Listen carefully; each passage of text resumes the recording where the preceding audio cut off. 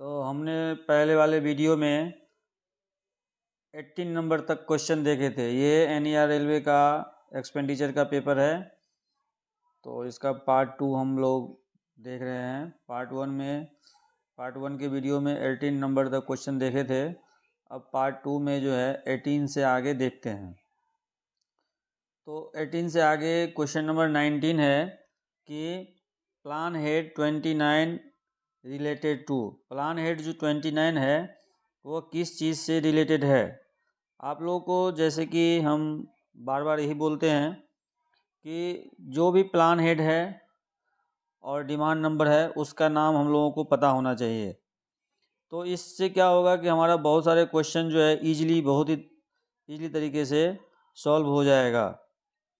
Plan head 29 जो है level crossing है। Plan head 29 road safety works level crossing है, तो ये वाला।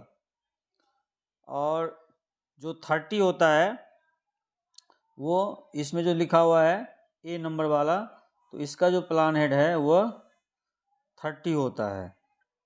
और ये C नंबर वाले का ट्रैक रिन्यूअल का 31 होता है, नंबर का 32 होता है। तो इस तरह प्लान हेड 29 जो है सो रिलेटेड है road safety works level crossing, और प्लान हेड 30 होता है रोड सेफ्टी वर्क्स ROB, और ट्रैक रिन्यूअल 31 है, और bridge works tunnel works and approaches 32 है। ये सारे प्लान हेड जो है डिमांड नंबर 16 के तहत काम करता है। डिमांड नंबर 16 के तहत ये सारे प्लान हेड काम करता है। अब 20वां नंबर का क्वेश्चन है कि financial organisation of railway is headed by. ये जो हेड हैं वो मेंबर फाइनेंस कहलाते हैं। मेंबर फाइनेंस, पहले इनको FC फाइनेंशियल कमिश्नर कहते थे, अभी जो नया नाम है वो मेंबर फाइनेंस है। 21 नंबर का क्वेश्चन है। तो अभी हमने जो देखिए यही होता है याद करने का फ़ायदा। अब 19 नंबर के क्वेश्चन में हमने देखा अभी कि ट्रैक रिन्यूअल 31 है, तो अब इसमें यही क्वेश्चन आ गया। Plan head 31 is related to, तो प्लान हेड 31 रिलेटेड है ट्रैक रिन्यूअल से, ठीक है। और इसके बाद अगर इसमें देखा जाए तो जैसे वर्कशॉप इंक्लूडिंग प्रोडक्शन यूनिट, तो इसका 42 है। और इलेक्ट्रिफिकेशन प्रोजेक्ट जो होगा, अगर इलेक्ट्रिफिकेशन का काम करना है इलेक्ट्रिकल वर्क, तो इसका जो है 35 होता है। इलेक्ट्रिफिकेशन का 35 होता है। तो इस तरह जो है, चलिए अभी 21 के बाद 22 नंबर का क्वेश्चन ये पूछा जा रहा है कि प्लान हेड 35 किस चीज़ से रिलेटेड है। तो प्लान हेड 35 है इलेक्ट्रिफिकेशन प्रोजेक्ट से रिलेटेड है। कितने सारे क्वेश्चन प्लान हेड से ही पूछ दिया गया। प्लान हेड 35 इलेक्ट्रिफिकेशन प्रोजेक्ट से रिलेटेड है। Primary unit 28 is related with, इसमें ये नहीं बताया गया कि प्राइमरी यूनिट 28 वर्क्स का है या रेवेन्यू का है, कोई बात नहीं। इसके अनुसार प्राइमरी यूनिट 28 जो है cost of material direct purchase होगा। प्राइमरी यूनिट, तो इस तरह जो है जो प्राइमरी यूनिट होता है जिसको PU बोलते हैं, तो प्राइमरी यूनिट जो मुख्य प्राइमरी यूनिट है, या सभी को ध्यान से देखना चाहिए और याद करना चाहिए। प्राइमरी यूनिट रेवेन्यू के अलग होते हैं और कैपिटल के यानी वर्क्स के जो प्राइमरी यूनिट है वो अलग होता है। हालांकि बहुत सारे प्राइमरी यूनिट्स रेवेन्यू और कैपिटल के सिमिलर होता है। जैसे कि प्राइमरी यूनिट का यूज़ कहाँ होता है, तो हमने पहले वाले वीडियो में देखा था कि जब एलोकेशन बनता है किसी भी चीज़ का, तो 8 डिजिट का एलोकेशन बनता है। 8 डिजिट का जो एलोकेशन बनता है, चाहे वर्क्स का हो या रेवेन्यू का हो, तो जो लास्ट का जो 2 डिजिट होता है, लास्ट का 2 डिजिट होगा वो प्राइमरी यूनिट होता है। तो जो लास्ट का 2 डिजिट है वो प्राइमरी यूनिट होता है। तो यहाँ पर पूछा गया कि प्राइमरी यूनिट 28 किस से रिलेटेड है, तो इसका आंसर है डी नंबर की cost of material direct purchase. अगर हम वर्क्स के रिलेटेड देखें कि वर्क्स में प्राइमरी यूनिट 28 किस से रिलेटेड होता है, तो यहाँ जो है सो मामला बदल जाएगा। वर्क्स में जो है प्राइमरी यूनिट 28 लैपटॉप से होता है, 8 होता है वो लैपटॉप प्रोक्यूर्ड बाय ऑफिसर, ये प्राइमरी यूनिट 28 वर्क्स में होता है। और रेवेन्यू में cost of material direct purchase होता है। 24 नंबर क्वेश्चन है, प्लान हेड के बारे में पूछा गया फिर से कि प्लान हेड 42 जो है किस से रिलेटेड होता है। अभी तक हम लोगों ने सारे प्लान हेड को देखा, अभी प्लान हेड के बहुत सारे क्वेश्चन इसमें पूछा गया। तो प्लान हेड 42 जो है रिलेटेड होता है किस चीज़ से, वर्कशॉप इंक्लूडिंग प्रोडक्शन यूनिट, ये बी नंबर वाला। ट्रैक रिन्यूअल तो 31 हो ही गया।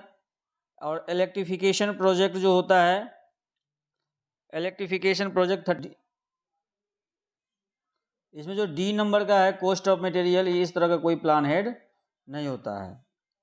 अभी फिर प्राइमरी यूनिट वाला आ गया कि प्राइमरी यूनिट 25 नंबर का क्वेश्चन है कि प्राइमरी यूनिट जो 16 है, प्राइमरी यूनिट 16 किस चीज़ से रिलेटेड होता है। तो प्राइमरी यूनिट 16 जो है ट्रैवलिंग एक्सपेंसेज है, travelling expenses including air travel. अब देखिए इसमें जो बी नंबर और सी नंबर है ये प्राइमरी यूनिट का नाम नहीं है, यह प्लान हेड का नाम है। कितना बढ़िया है, ऐसे ही समझने से पता चल जाएगा। और डायरेक्ट परचेज का अभी अभी हम लोगों ने देखा था कि direct purchase, cost of material direct purchase का प्राइमरी यूनिट 28 है। इस तरह 23 नंबर वाले क्वेश्चन में भी जो था ये workshop including production electrification project, ये दोनों प्राइमरी यूनिट नहीं है। और इसी तरह जो है सो इसमें 25 नंबर के क्वेश्चन में भी बी और सी नंबर प्राइमरी यूनिट नहीं है। तो अगर डी नंबर का भी पता रहता, cost of material direct purchase, तो cost of material direct purchase का जो प्राइमरी यूनिट है 28, अगर ये जानकारी हो तो ये क्वेश्चन नंबर 25 का आंसर आराम से हो जाएगा कि ए ही होगा, क्योंकि बी और सी तो इसका ऑप्शन है नहीं। तो इस तरह अगर हम ऑप्शन को बारीकी से समझ लेंगे तो आंसर देना बहुत ही आसान हो जाएगा। कि salary of general manager is allocated to demand number, तो जो जनरल मैनेजर की सैलरी है वो डिमांड नंबर 3 में होता है। डिमांड नंबर 3 में जनरल मैनेजर और जनरल मैनेजर के अधीनस्थ जितने भी PHOD HOD अधिकारी होते हैं उन सभी की सैलरी डिमांड नंबर 3 में बुक की जाती है। DRM और DRM के अधीनस्थ जो भी डायरेक्ट ऑफिसर्स हैं, ब्रांच ऑफिसर्स, उन सभी की सैलरी डिमांड नंबर 3 में बुक होती है। 27 नंबर का क्वेश्चन है कि all ordinary working expenses are incurred from, ordinary working expenses जितने भी इनकर्ड होता है वो सब रेवेन्यू फंड से होता है, रेवेन्यू से, क्योंकि जो कैपिटल का फंड है वो कैपिटल में यूज किया जाता है।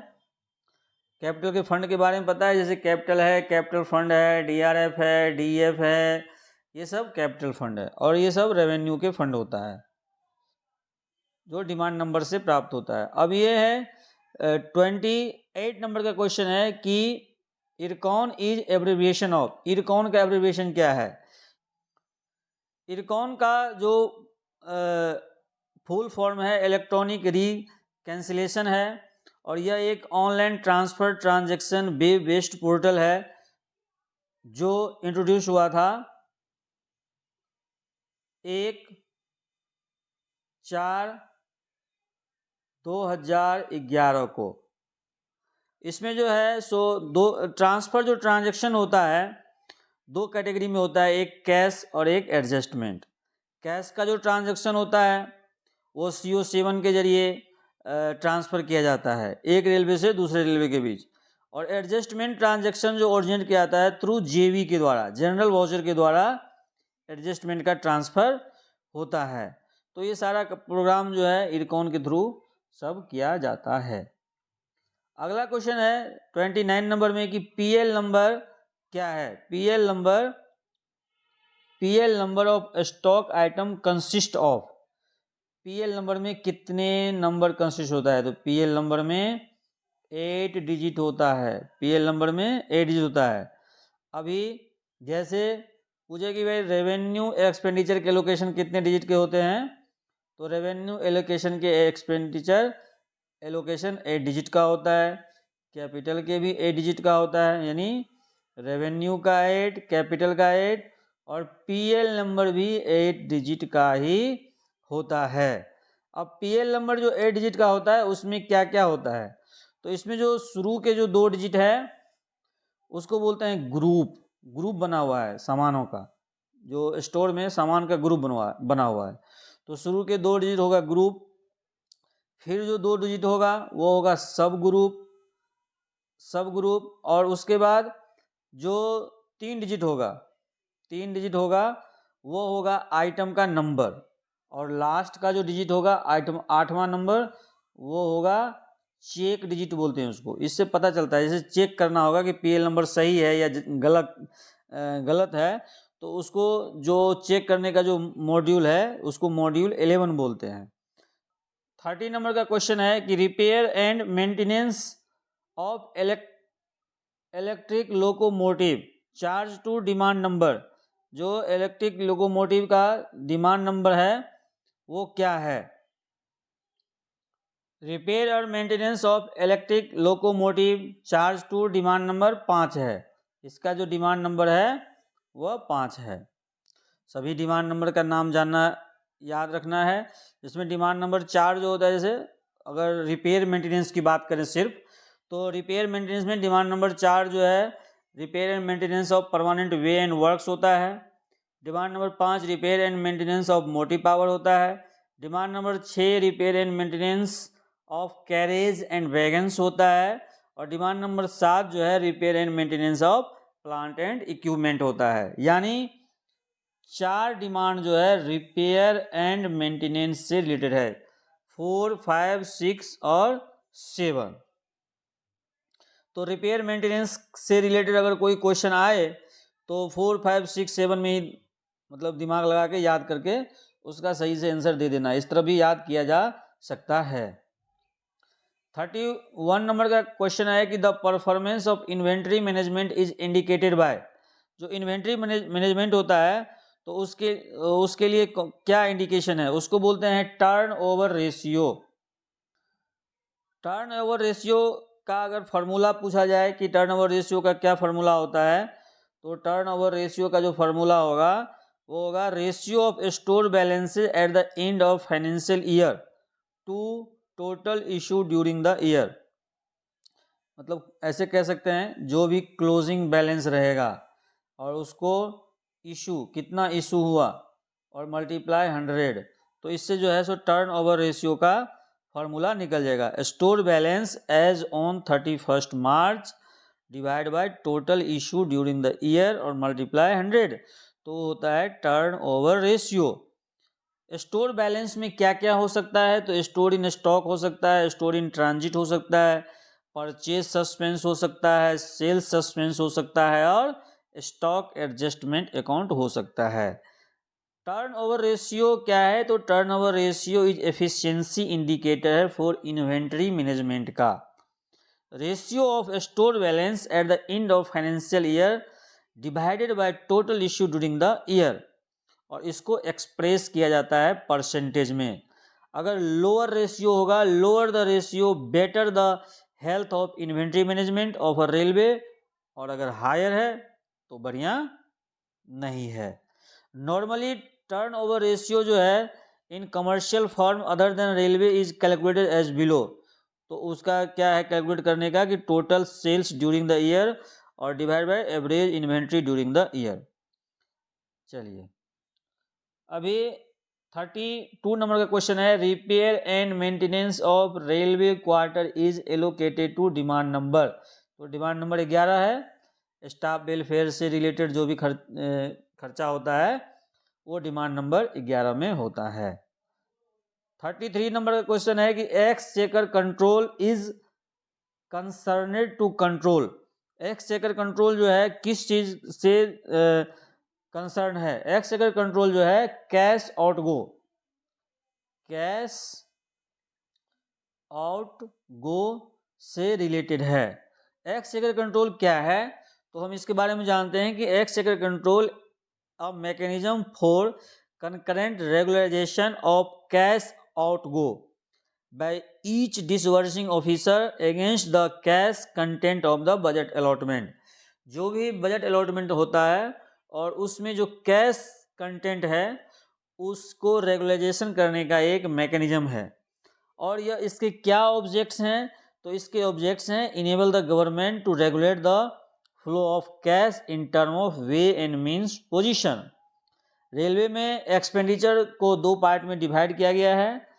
कैश 70% होता है, एडजस्टमेंट 30% होता है। तो कैश एक्सचेकर कंट्रोल जो है सो एक मैकेनिज्म है जो सिर्फ कैश आउट गो पर कन्वर्ट करता है। तो इस तरह का क्वेश्चन आ सकता है कि कैश एक्सचेकर कंट्रोल जो है किस चीज़ पर कंट्रोल करेगा? तो सिर्फ कैश आउट गो पे कंट्रोल किया जाता है। अब ये इसका जो सिस्टम कैसे चलता है कि जितने भी अकाउंटिंग नीट है वह अपने रिक्वायरमेंट के अनुसार जैसे अगले महीने के लिए तो इस महीने के 15 या 18 तारीख तक बुक सेक्शन को भेजेगा, जो हेडक्वार्टर बुक्स है वहाँ पर भेजेगा। और उसके बाद जो है सो उसको कंपाइल करके कंसोलिडेट करके टोटल जो भी रिक्वायरमेंट बनेगा एक रेलवे का उसको रेलवे बोर्ड को भेज दिया जाएगा 20 तारीख तक।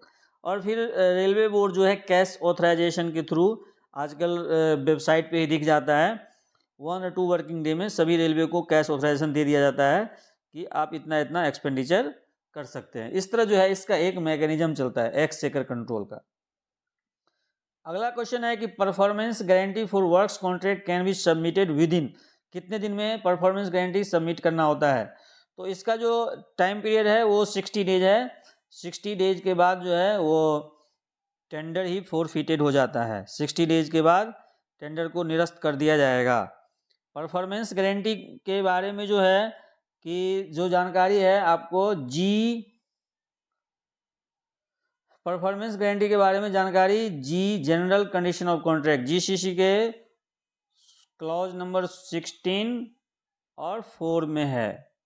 इसमें यह है क्या है कि इसका पूरा एक प्रोसीजर है कि जो सक्सेसफुल बीडर है the successful bidder shall have to submit a performance guarantee within 28 days from the date of issue of letter। LOA जारी होने के LOA ये भी क्वेश्चन आएगा तो LOA इशू होने के 21 डेज के भीतर जो है परफॉर्मेंस गारंटी जमा करनी होगी। और extension of time for submission of PG beyond 28 days and up to 60 days from the date of issue of LOA may be given by the authority who is competent to sign the contract agreement। और 21 दिन से लेके 60 days के बीच भी अगर वो contractor performance guarantee जमा करना चाहता है तो वो कर सकते हैं। पर जो भी कॉन्ट्रैक्ट के साइन करने वाले अथॉरिटी हैं उनके परमिशन से इस डेट को किया जाएगा। लेकिन जो पैनल इंटरेस्ट है वो लगेगा 21 से 60 डेज के बीच में अगर जमा करता है तो उसको जो फाइनल इंटरेस्ट है 12% लगेगा। 12% पर annum shall be charges for the delay beyond 21 days that is from 22 days और after the date of issue of LOA। Further if the 60 days happen to be declared holiday in the concerned office of the railway, submission of PG can be accepted on the next working day। अगर 60 दिन जिस दिन हो रहा है अगर उस दिन हॉलीडे है तो 61वां दिन भी वो कर सकते हैं। In all other case if the contractor file to submit the request PG even after 60 days from the date of issue of LOA, the contract is liable to be terminated। In case contract is terminated, railway shall be entitled to forfeit bid security and other dues payable to the contractor against the particular contract subject to maximum of PG amount. In case a tender has not submitted BD security on the strength of their registration as a startup recognition by Department of Industrial Policy and Promotion and under Ministry of Commerce and Industry shall be informed to this effect.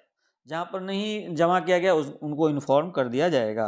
अब सवाल ये है कि PG लिया कितना जाता है, तो परफॉर्मेंस गारंटी जो है 5% ली जाती है, कॉन्ट्रैक्ट वैल्यू का 5% लिया जाता है।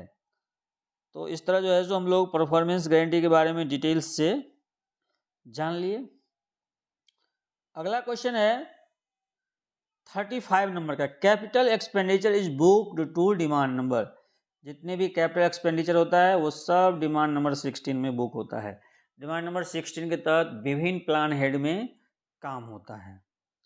36 नंबर का क्वेश्चन है कि primary unit used for booking expenditure against productivity link bonus. Productivity link bonus का जो प्राइमरी यूनिट है वो क्या है, तो प्रोडक्टिविटी लिंक बोनस का जो प्राइमरी यूनिट है वो है प्राइमरी यूनिट 3। क्या है?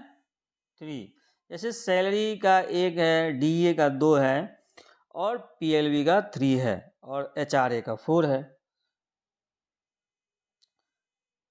37 नंबर का क्वेश्चन है कि the machinery and plant proposed on replacement account to be charge to DRF fund.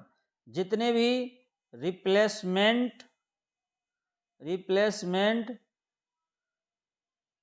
Work होगा या रिन्यूअल वर्क, रिप्लेसमेंट और रिन्यूअल वर्क जो होगा वो होता है, फंड का नाम है उसका डीआरएफ, डिप्रिसिएशन रिजर्व फंड। सबसे पुराना फंड है डीआरएफ। तो डीआरएफ के थ्रू जो है ये सारा काम होता है। 38 नंबर का क्वेश्चन है कि as per the extent rule the environment charge to create environment fund to be charge in the estimate area. ये आजकल ये नया आया है, तो इन्वायरमेंट चार्ज जो है किसी भी काम में 0.5% लिया जाता है। इसको याद रख लेना है कि इन्वायरमेंट चार्ज जो है 0.5% ली जाती है टेंडर वैल्यू का। 39 नंबर का क्वेश्चन है कि survey expenses are to be booked under demand number. जब भी कोई काम होता है कैपिटल के तहत तो सबसे पहले सर्वे किया जाता है। सर्वे करने के बाद ही एस्टिमेट बनाया जाएगा, फिर टेंडर निकाला जाएगा, विभिन्न प्रकार के फिर एस्टिमेट जो बनता है टेंडर निकलता है। तो जब काम शुरू नहीं हुआ रहता है तो जो सर्वे की जाती है तो उसका जो एक्सपेंडिचर बुक होता है वो डिमांड नंबर 2 में बुक होता है। ये बात बहुत ध्यान से सुनने वाली बात है कि जो भी काम प्लान हेड 16 के तहत की जाएगी, डिमांड नंबर 16 के तहत डिफरेंट प्लान हेड में जो भी काम की जाएगी और उसका जो सर्वे होगा तो सर्वे का जो एक्सपेंडिचर है वो सबसे पहले डिमांड नंबर 2 में बुक किया जाएगा। आफ्टर देन जब काम शुरू हो जाएगा तो जिस काम के अगेंस्ट में वो सर्वे हुआ था वो सारा खर्चा उस काम को चार्ज कर दिया जाएगा। तो पहले डिमांड नंबर 2 में बुक हो जाएगा और फिर इसमें से हटा के सपोज कीजिए प्लान हेड 11 में काम हुआ तो प्लान हेड 11 में इधर से खर्चा आके इधर चला जाएगा। चलिए, तो अब हमने अभी तक जितने भी रेलवे का जैसे एनआर 2024, पीएलडब्ल्यू और ये एनईआर रेलवे का क्वेश्चन देखा है। तो सभी क्वेश्चन का जीआरपी और एक्सपेंडिचर का क्वेश्चन हम लोगों ने अभी तक देखा। तो सभी का मैं ब्लॉग पे अपडेट कर दूंगा, सभी क्वेश्चन को ब्लॉग पे इसका मैं लिंक डाल दूंगा इस वीडियो के डिस्क्रिप्शन में जो ब्लॉग है, तो उसमें आपको क्वेश्चन भी मिल जाएगा। अपेंडिक्स 3 हिंदी नाम है ब्लॉग का, तो उसमें सारा क्वेश्चन भी मैं डाल दूंगा। धन्यवाद। ऐसे ही अगर अच्छा लगे तो लाइक कीजिए। Thank you.